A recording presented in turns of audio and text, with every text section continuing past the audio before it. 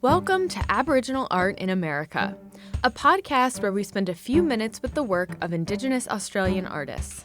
In 1997, artists from Tjuntjuntjara in the desert of Western Australia formed the Spinifex Arts Project. Their goal was to create art that would serve as evidence in their legal battle to reclaim their land. Thanks to a generous gift, you can now view many of these pieces in a new exhibition titled In the Beginning, Paintings by Senior Artists of the Spinifex Arts Project. It's on display now at the Kluge-Ruhe Aboriginal Art Collection of the University of Virginia. In this episode, you'll hear from UVA Professor of Art History Henry Skerritt and the curator of the exhibition, Katina Davidson. My name's Katina Davidson and I'm the curatorial fellow for 2024-2025 at Kluge-Ruhe. But usually I'm the curator of Indigenous Australian art at the Queensland Art Gallery, Gallery of Modern Art in Brisbane, Australia.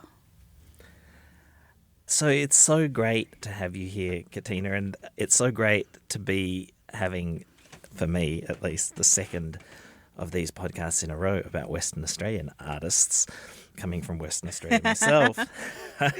But can you tell us a little bit about yourself and how you ended up in Charlottesville, Virginia? Well, it's a long way from home, 3 flights, 24 hours almost. I'm usually based in Mugunjin, which is the traditional name of Brisbane in Queensland, which is on the east coast of Australia.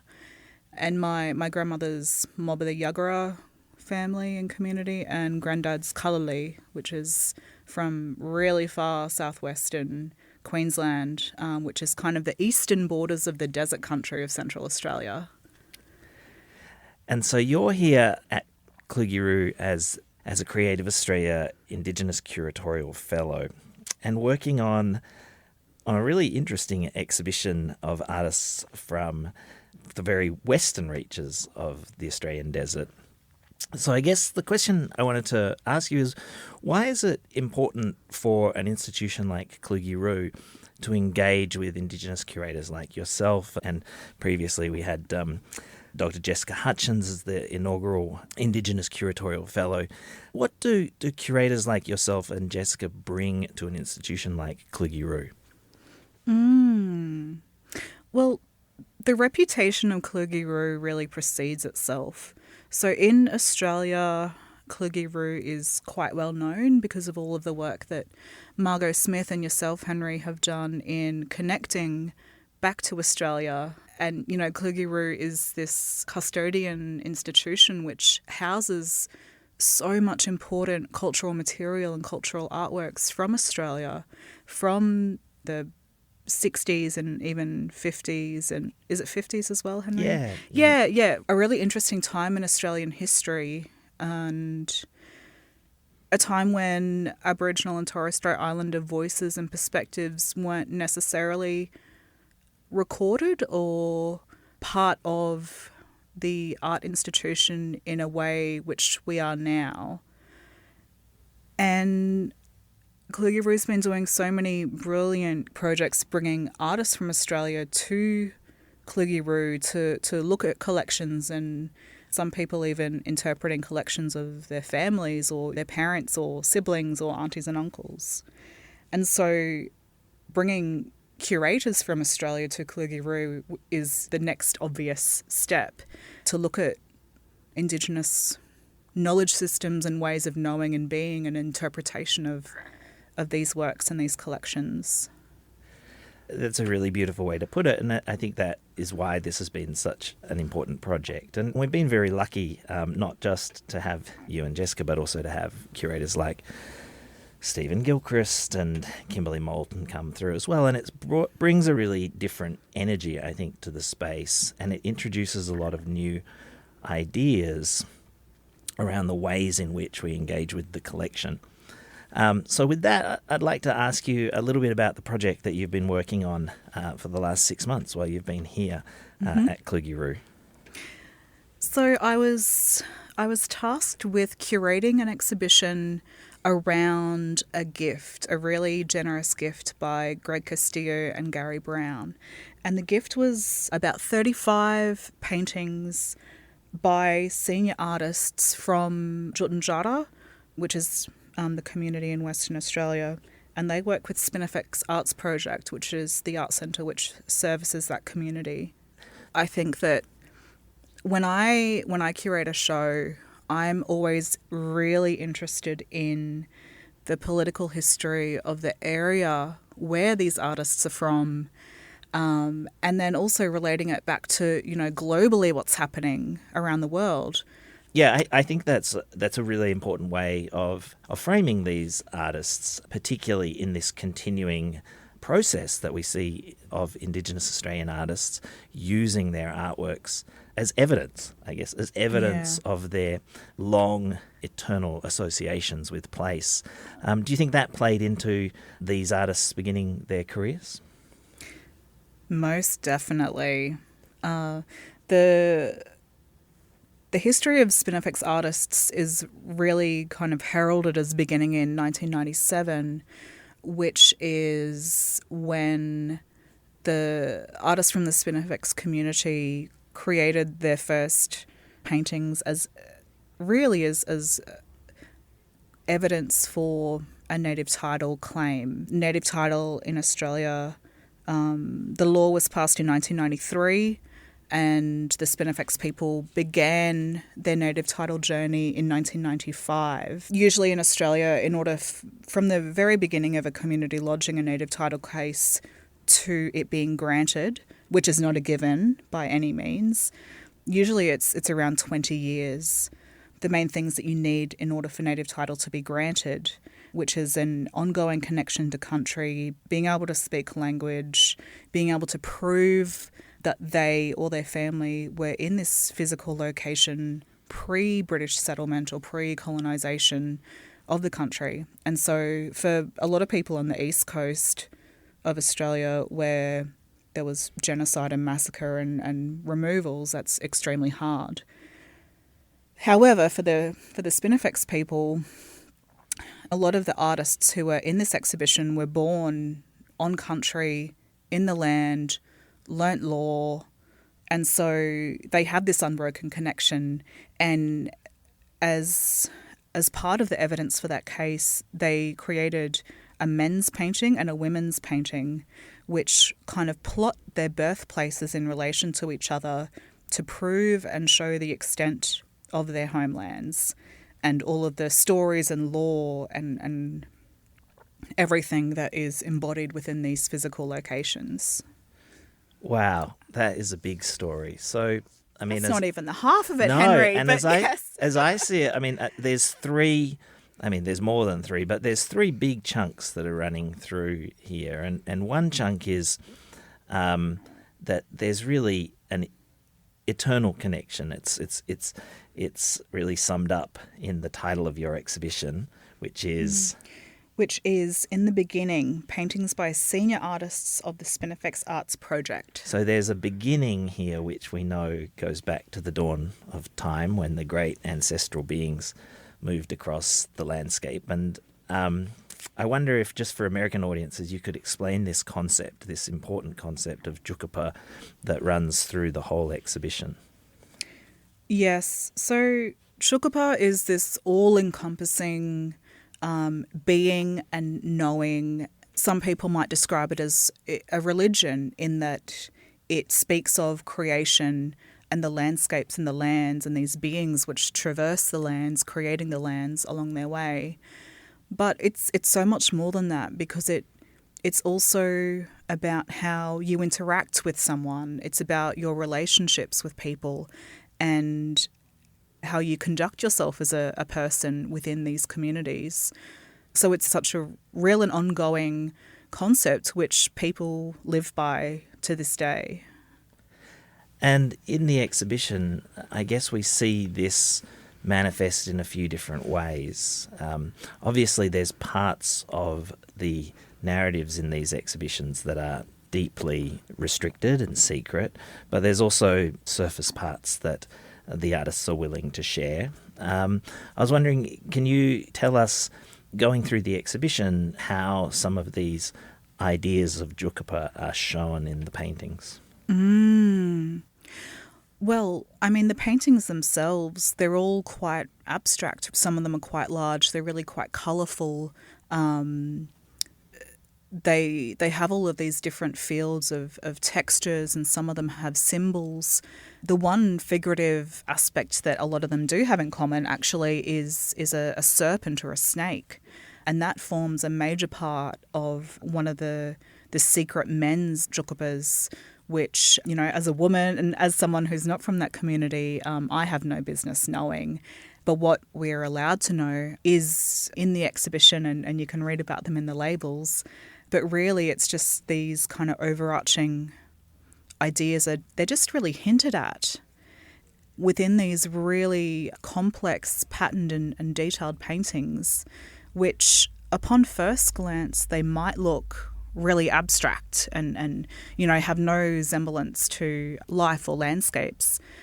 However, when you start to learn about the colours of the desert, the colours of the plants, the colours of the sky, and even people can look on Google Maps now and you can, you know, go onto the filter where it's satellite photographs of areas, and when you look at these ridges of sand dunes and then you look at these paintings and you start to see or start to recognise dunes within the paintings in these really beautiful red tones. And then there are these black circles or hollows in the land, which are often representative of rock holes. And then so you can start to visually piece together the landscapes that these artists are talking about. Often they're painted from memory. I mean, sometimes the artists get to go to, jump in the truck and go and camp out at these important locations and paint kind of plein air in situ. But a lot of the time it will be painted back on big canvases rolled out on the ground in the studio. And so what we're seeing is this kind of love and memory of these sites being translated onto canvas. And so some of these rock holes that the artists paint, which are the only source of water in these landscapes and could be hundreds of miles apart. So they're very, very important, even though some of them are only as big as a car tyre. Like they can be absolutely tiny, like a, you know, needle in a haystack. But they're painted with such reverence in these paintings, and they're really quite large, which to me kind of emphasises the importance of them to the artist, especially considering that a lot of these artists, they were born at these rock holes which they paint. So there's this overlaying of this autobiographical understanding of that landscape. There's the Tjukurpa or creation stories that kind of provide this overarching knowing and being and understanding of life. And then there's the artistic license, like people experimenting with colour and texture, and it's really exciting.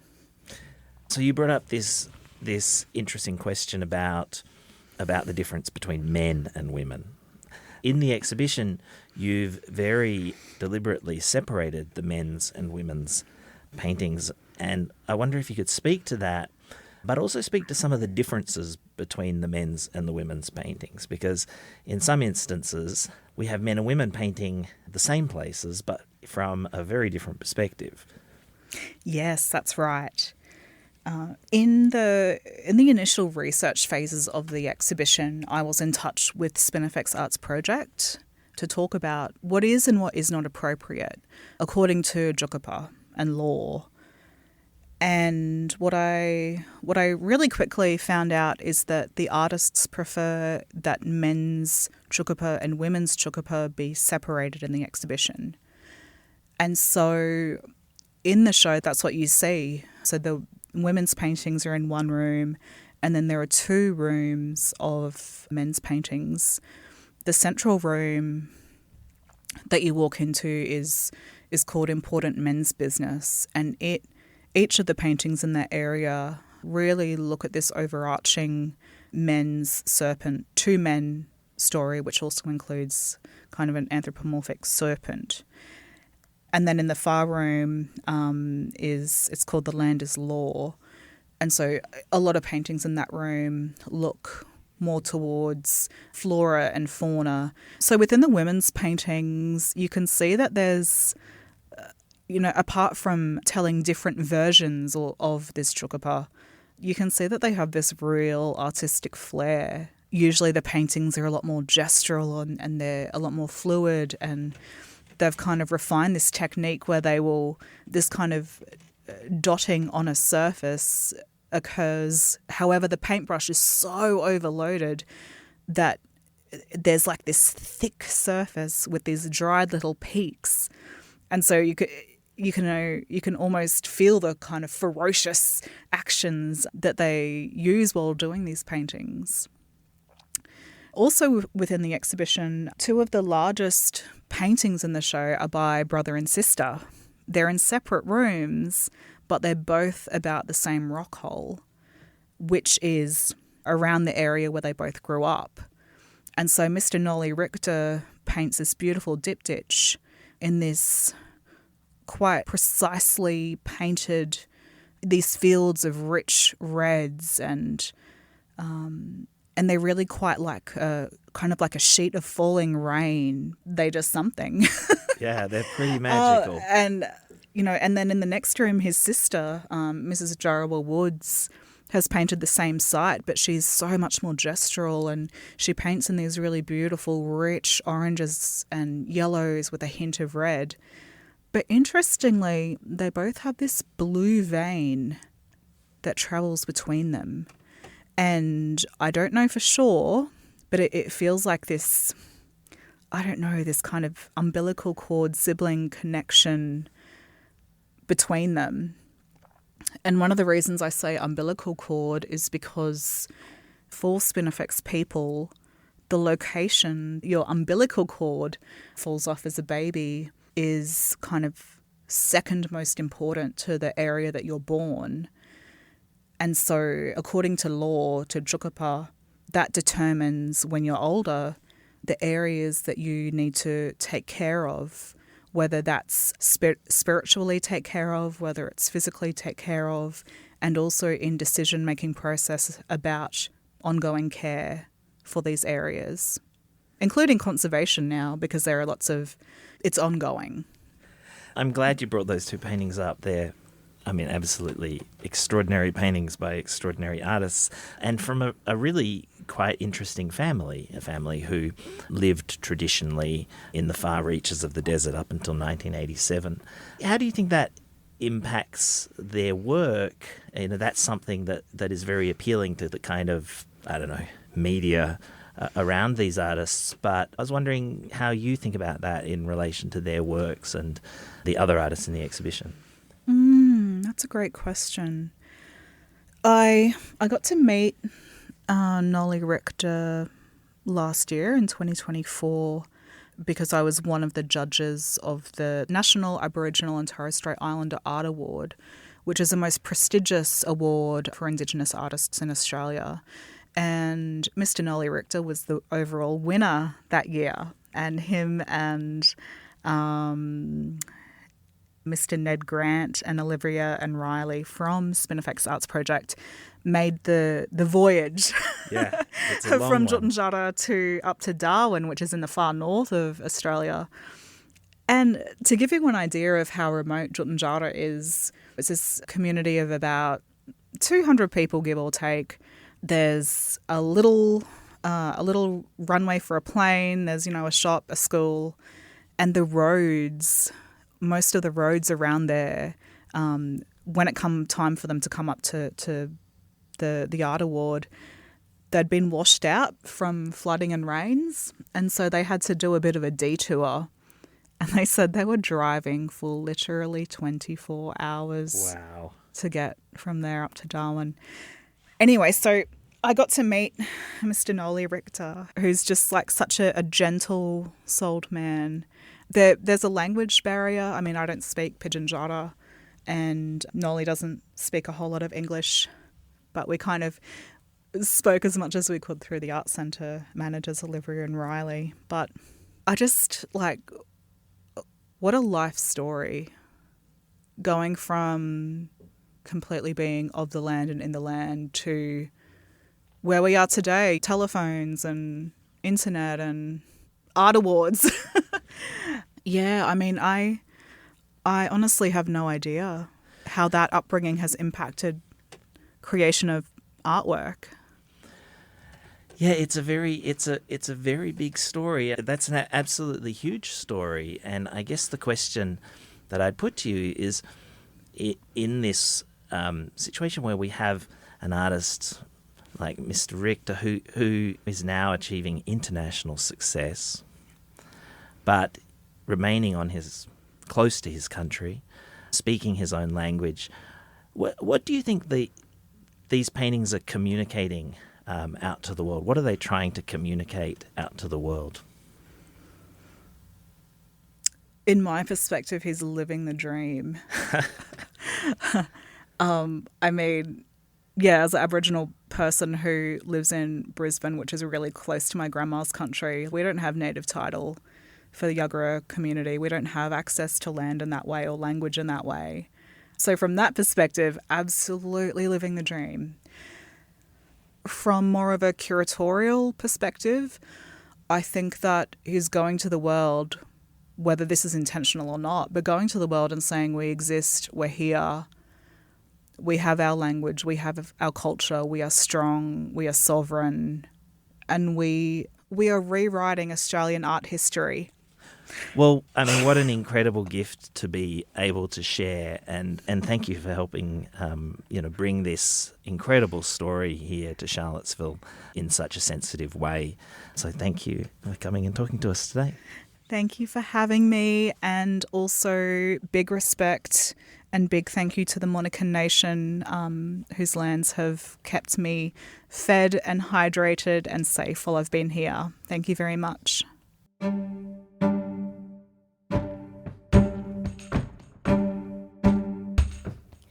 That was Katina Davidson in conversation with Henry Scarrett.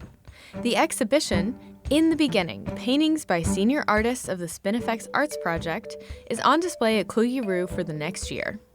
Kluge-Ruhe is free to visit and open Tuesday to Sunday. You can even take a free tour each day at 10:30 a.m. or 1:30 p.m. More information at kluge-ruhe.org.